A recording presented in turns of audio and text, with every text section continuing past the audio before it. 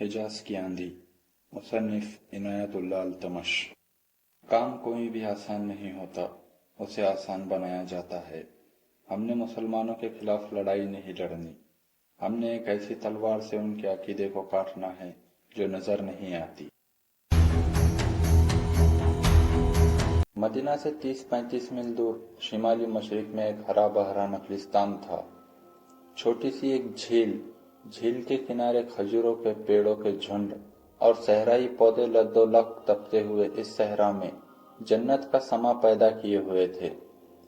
यह नखलिस्तान इस रेगिस्तान में यूं लगता था जैसे दहकते हुए अंगारों में एक फूल खिला हुआ हो।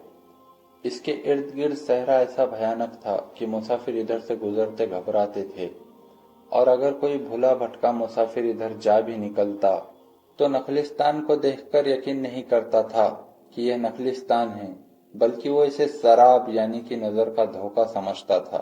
नखलिस्तान तो इस रेगिस्तान में बहुत से थे, लेकिन इस जैसा कोई न था।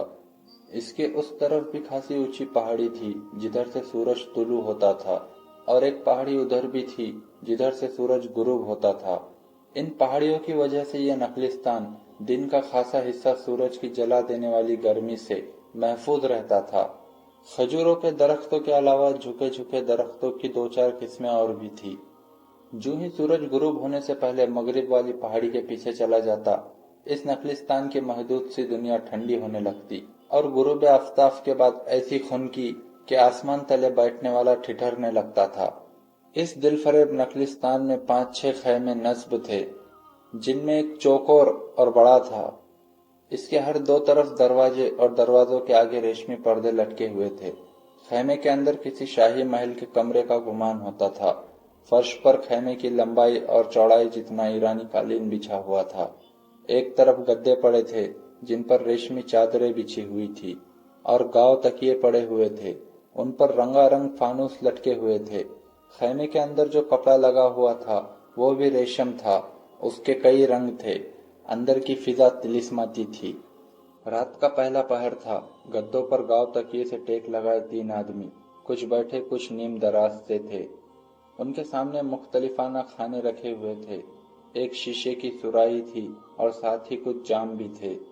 उन तीनों आदमियों के साथ जो गाव तकिए से टेक लगाए बैठे थे, 2 आदमी दाएं और 2 आदमी बाएं बैठे थे। शराब के जाम सिर्फ उनके हाथों में थे, बाकी 3 आदमी शराब नहीं पीते थे। उन सब आदमियों के लिबास बताते थे कि ये अरबी है और मालदार अरबी है। वो अलिफ लैला की दास्तानों के किरदार लगते थे, शाही खानदान के अफराद। उनके सामने एक नीम उरैया रक्कासा रक्स की अदाओं से उन 7 आदमियों को मसहूर कर रही थी। उसकी कमर से रेशम के धागों की बनी हुई रंग बिरंगी रस्सियां लटक रही थी, जो इतनी घनी और गुजना थी कि दूर से कपड़ा लगती थी। उनमें रक्कासा औरैया नहीं लगती थी, लेकिन रक्स करते उसकी टांगे पांव से कुल्हों तक रस्सियों से बाहर आ जाती थी। रक्कासा के खुले हुए बाल भी जैसे रेशम के इंतहाई बारीक तार थे जो मरमरी शानों पर झूल रहे थे। खैमे के एक कोने में संजीदे बैठे थे और उनके पास रक्कासा की उम्र की 2 लड़कियां बैठी गा रही थी। एक अधेड़ उम्र औरत दफ की थाप पर ताली बजा रही थी। रक्स उछल कूद नहीं था, न दफ और साजों ने वावेला बपा कर रखा था। मौसीकी मध्यम और ख्वाबनाक थी, और रक्स ऐसा जैसे रक्कासा फनदार नागिन के मानिंद झूम रही हो। उसका तबस्सुम सहर अंगेज था, गीत रोमानी था। उसके अल्फाज और सूरत हाल ऐसे जैसे खैमों से कुछ दूर बैठे हुए ऊँटों और बंधे हुए घोड़ों पर वज्र तारी हुआ जा रहा हो। रक्स जारी रहा, शराब चलती रही। खैमे में बैठे ये 7 आदमी झूमते और खामोश इशारों से दाद देते रहे। जब रक्कासा ने झुककर हाथ माथे पर रखा तो गांव तकिए के साथ बैठे एक आदमी ने हाथ से इशारा किया कि रक्स की महफिल खत्म की जाए।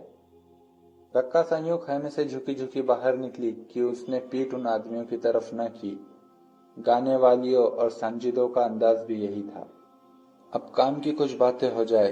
गांव तकिए के साथ लगे दरमियान वाले आदमी ने गांव तकिए से आगे होकर कहा, दिन को हम किसी नतीजे पर नहीं पहुंच सके थे। हम खुश थे कि मोहम्मद सल्लल्लाहु अलैहि वसल्लम के इस दुनिया से उठ जाने के बाद मुसलमान फिर कबीलों में बंटकर बिखर जाएंगे, और हम उन्हें एक बार फिर से एक दूसरे का दुश्मन बनाकर जाहिलियत के उसी दौर में पहुंचा देंगे जहां से उन्हें उनके रसूल ने निकाला था। پھر ان کے خلاف ہر طرف بغاوت شروع ہو گئی، جسے یہ لوگ ارتداد کہتے ہیں۔ ہم اس وقت اور زیادہ خوش ہوئے کہ اب اسلام ان باغیوں کے ہاتھوں ہمیشہ کے لیے عرب کی ریت میں دفن ہو جائے گا۔ لیکن اس بوڑھے ابو بکر نے ایسا طوفان کھڑا کیا کہ مسلمہ قذاب اور مالک بن نویرہ جیسے طاقتور باغی ان چند ایک مسلمانوں سے شکست کھا گئے۔ ابو سلمہ، دوسرے آدمی نے کہا، اسلام کے یہ باغی اگر بغاوت سے پہلے متحد ہو جاتے تو کبھی شکست نہ کھاتے۔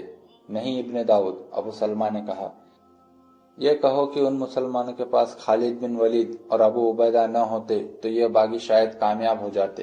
خدا یہودا کی قسم، اگر ہمارا منصوبہ ان لوگوں نے قبول کر لیا اور ہماری باتیں مان لی تو اسلام کا نام و نشان نہیں رہے گا۔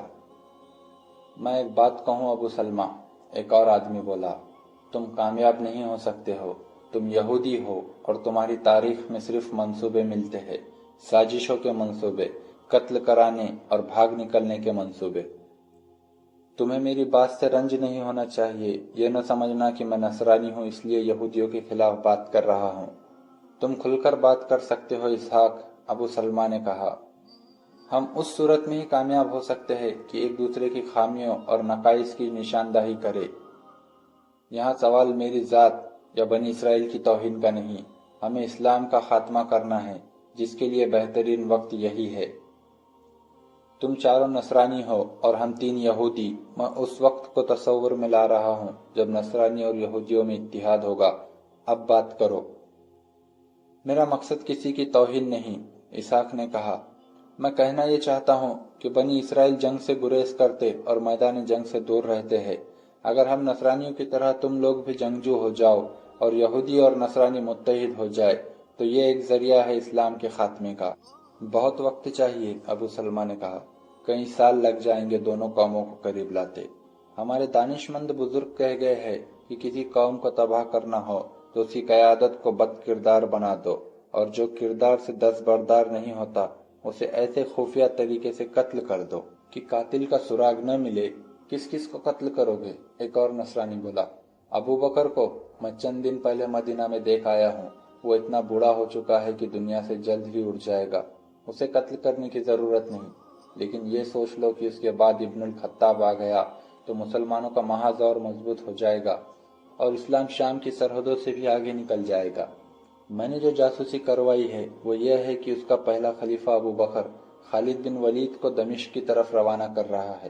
خالد بن ولید کی بات کرتے ہو؟ ابو سلمہ نے کہا۔ دعا کرو کہ ابو بکر کے بعد خلافت عمر بن خطاب کو مل جائے۔ ان کے آپس میں اتنے زیادہ اختلاف ہے کہ خالد بن ولید ابن خطاب کے ہاتھوں گمنامی میں چلا جائے گا۔ میں نہیں مانتا، اسحاق نے کہا۔ میں اس وقت مدینہ میں تھا جب عمر کے اکسانے پر ابو بکر نے خالد بن ولید کو بطح سے بلایا تھا، کیونکہ اس نے ارتداد کے ایک قائد مالک بن نویرہ کو قتل کر کے اس کی انتہائی خوبصورت بیوی کے ساتھ شادی کر لی تھی۔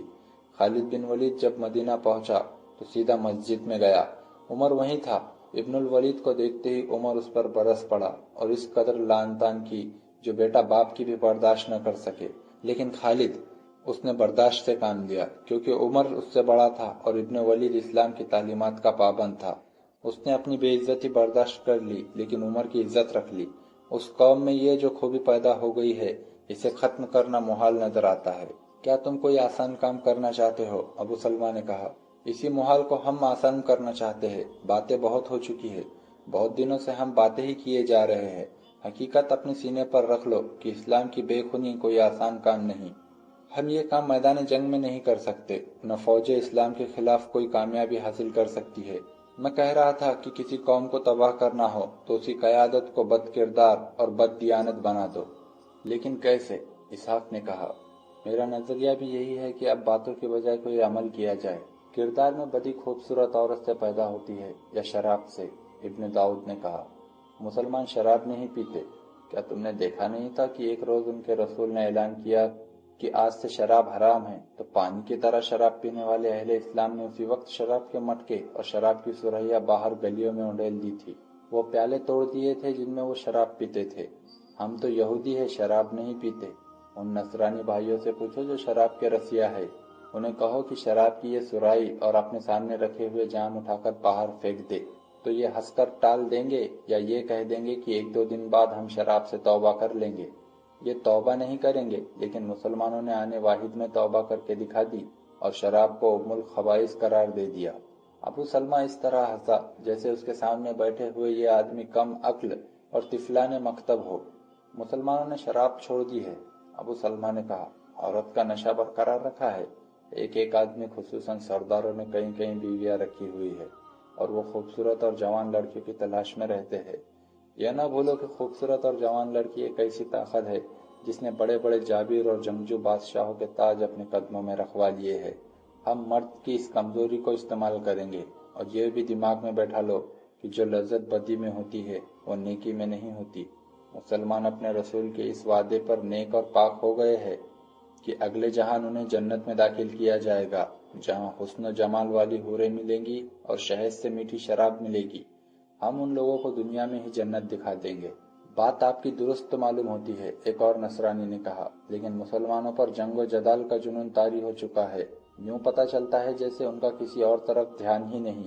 کرنا ہے تو یوں کرے کہ یہودیوں اور نصرانیوں کو تیار کرے کہ وہ ظاہری طور پر اسلام قبول کرے اور ان کی فوج میں شامل ہو جائے، اور میدان جنگ میں انہیں دھوکہ دے اور ان کی شکست کا باعث بنے۔ لیکن مجھے یہ کام بھی کچھ آسان نظر نہیں آتا۔